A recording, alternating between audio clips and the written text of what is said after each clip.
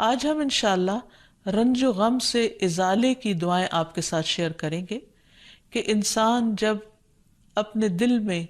کسی بھی چیز کے بارے میں کوئی غم یا پریشانی محسوس کر رہا ہو تو اس کو دور کرنے کے لیے، اس کے ازالے کے لیے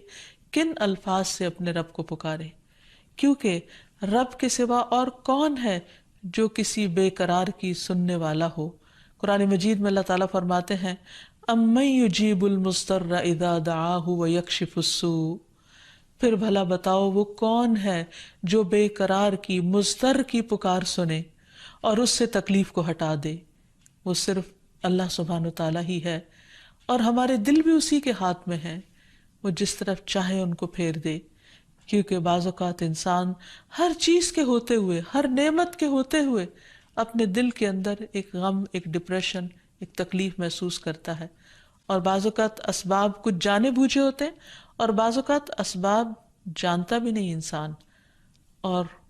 فگر آؤٹ کرنے کے باوجود، انالائز کرنے کے باوجود، مختلف سچویشنز کو انسان اپنا محاسبہ کرنے کے باوجود کہ کس چیز نے اس کو غمگین کیا یا دکھی کیا اس کو سمجھ بھی نہیں آتی، تو ایسے میں پھر حل کس کے پاس ہوگا؟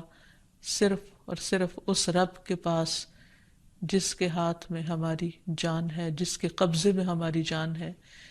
جس کے 2 انگلیوں کے درمیان ہمارے دل ہیں، وہی ہمارے دلوں کو خوشی اور سکون سے بھر سکتا ہے۔ اس لیے ہمیں خوب خوب توجہ کے ساتھ اسے پکارنا چاہیے۔ حدیث میں آتا ہے، ابو ہریرہ کی روایت ہے، رسول اللہ صلی اللہ علیہ وسلم نے فرمایا، جو مسلمان اپنا چہرہ اللہ عز و جل کے سامنے گاڑ کر کسی چیز کا سوال کرتا ہے، اللہ اسے وہ چیز ضرور عطا فرماتا ہے، خواہ وہ اسے جلدی عطا کرے یا اس کے لیے ذخیرہ کر کے رکھ لے، یعنی آخرت کے لیے۔ اور پھر یہ بھی یاد رکھیے کہ جب دعا کرنے لگے تو اس سے پہلے اللہ سبحانہ وتعالیٰ کی حمد و ثنا ضرور بیان کریں۔ تسبیحات کی کئی قسمیں ہیں، حمد و ثنا کے کئی الفاظ ہیں۔ آج ہم کچھ نئے الفاظ دیکھیں گے کہ کس طرح ایک صحابی نے نماز کے دوران جب نبی صلی اللہ علیہ وسلم نے رکوع سے سر اٹھایا تو انہوں نے یہ الفاظ پڑھے، بے ساختہ، بے اختیار اللہ کی تعریف کے الفاظ، ربنا ولک الحمد حمدا کثیرا طیبا مبارکا فیہ۔ تو نبی صلی اللہ علیہ وسلم نے جب سلام پھیرا تو پوچھا کہ آپ میں سے کس نے یہ کلمات ادا کیے ہیں، کیونکہ میں نے دیکھا کہ 30 سے زیادہ فرشتے لپکے ہیں ان کلمات کو اٹھانے کے لیے، یعنی اتنے زیادہ یہ الفاظ پسندیدہ تھے، یہ کلمات اتنے خوبصورت تھے۔ تو اس لیے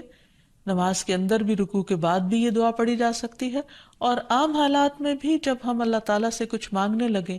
تو اس وقت اللہ تعالیٰ کی حمد و ثنا کے طور پر بھی اس تسبیح کو پڑھا جا سکتا ہے۔ اور پھر اسی طرح ایک اور تسبیح بھی ہے، اللہم ربنا لک الحمد ملء السماوات وملء الارض وملء ما شئت من شیء بعد۔ اے اللہ، اے ہمارے رب، تیرے ہی لیے ہر قسم کی تعریف ہے جس سے کہ آسمان بھر جائیں، زمین بھر جائے، اور ہر وہ چیز جسے تو چاہے کہ وہ بھر جائے، یعنی خوب خوب تیری تعریف اور تیری حمد و ثنا۔ اور اس کے بعد نبی صلی اللہ علیہ وسلم کے لیے درود پڑھا جائے، اور پھر اپنے دل کی حالت اپنے رب کو بتائی جائے، اور اپنے زبان میں یا پھر مسنون دعاؤں کے ذریعے اللہ سبحانہ وتعالیٰ سے مدد مانگی جائے۔ حقیقت یہ ہے کہ رنج و غم انسانی زندگی کا حصہ ہے، اور جتنا بڑا کوئی غم ہوتا ہے اس پر اتنا ہی بڑا اجر و ثواب ہوتا ہے۔ حدیث میں آتا ہے، جتنی مصیبت بڑی ہوگی اتنا ہی اجر بھی بڑا ہوگا، اور جب اللہ کسی قوم سے محبت کرتا ہے تو ان کو آزمائش میں مبتلا کر دیتا ہے۔ تو ایسے میں انسان کو صبر سے کام لینا چاہیے، اور بار بار اللہ کے ذکر سے اپنے دل کو اطمینان دینا چاہیے، کیونکہ اللہ تعالیٰ نے قرآن مجید میں فرمایا، الا بذکر اللہ تطمئن القلوب، خبردار سنو، اللہ کے ذکر سے دلوں کو اطمینان نصیب ہوتا ہے۔ پھر یہ ہے کہ غم اور تکلیفیں اور صدمے انسان کو گناہوں سے پاک کرتے ہیں اور انسان کے گناہوں کا کفارہ بن جاتے ہیں۔ ام سلمہ رضی اللہ عنہا سے مروی ہے، وہ کہتی ہیں کہ میں نے رسول اللہ صلی اللہ علیہ وسلم کو فرماتے ہوئے سنا، جب اللہ تعالیٰ بندے کو کسی مصیبت کے ساتھ آزماتا ہے اور وہ اپنی حالت اور کیفیت کی بنا پر اسے ناپسند کرتا ہے، تو اللہ تعالیٰ اس تکلیف کو اس کے گناہوں کا کفارہ اور اسے پاک کرنے کا سبب بنا دیتے ہیں، جب تک کہ وہ لاحق ہونے والی بیماری سے شفا حاصل کرنے کے لیے اسے اللہ عز و جل کے علاوہ کسی اور کے در پہ پیش نہیں کرتا، یا اسے دور کرنے کے لیے غیر اللہ کو نہیں پکارتا، کیونکہ جب انسان اللہ کے سوا کسی اور کو پکارتا ہے تو اللہ تعالیٰ پھر انسان کو اسی کے حوالے کر دیتا ہے۔ پھر اسی طرح یہ بات بھی یاد رہے کہ انسان جب کوئی غلط کام کرتا ہے تو اس کا بدلہ اس کو مل کر رہتا ہے۔ ہاں، یہ الگ بات ہے کہ اللہ تعالیٰ معاف کر دے۔ اس سلسلے میں حضرت ابوبکر رضی اللہ تعالیٰ عنہ سے ایک حدیث مروی ہے، وہ کہتے ہیں کہ اے اللہ کے رسول صلی اللہ علیہ وسلم، اس آیت کے بعد درستگی کیسے ہو سکتی ہے؟ ہماری جان کیسے چھوٹ سکتی ہے کہ لیس بامانیکم ولا امانی اہل الکتاب من یعمل سوءا یجز بہ ولا یجد لہ من دون اللہ ولیا ولا نصیرا، کہ نجات کا دار و مدار نہ تمہاری آرزوؤں پر ہے اور نہ اہل کتاب کی آرزوؤں پر، جو بھی برے کام کرے گا اس کی سزا پائے گا، اور اللہ کے سوا کسی کو اپنا حامی و مددگار نہ پائے گا۔ جو بھی ہم کام کریں گے اس کا بدلہ تو ہم کو دیا جائے گا۔ تو آپ صلی اللہ علیہ وسلم نے فرمایا، اے ابو بکر، اللہ تم کو بخشے، کیا تم بیمار نہیں ہوتے؟ کیا تم غمگین اور رنجیدہ نہیں ہوتے؟ کیا تم تنگی اور پریشانی سے دوچار نہیں ہوتے؟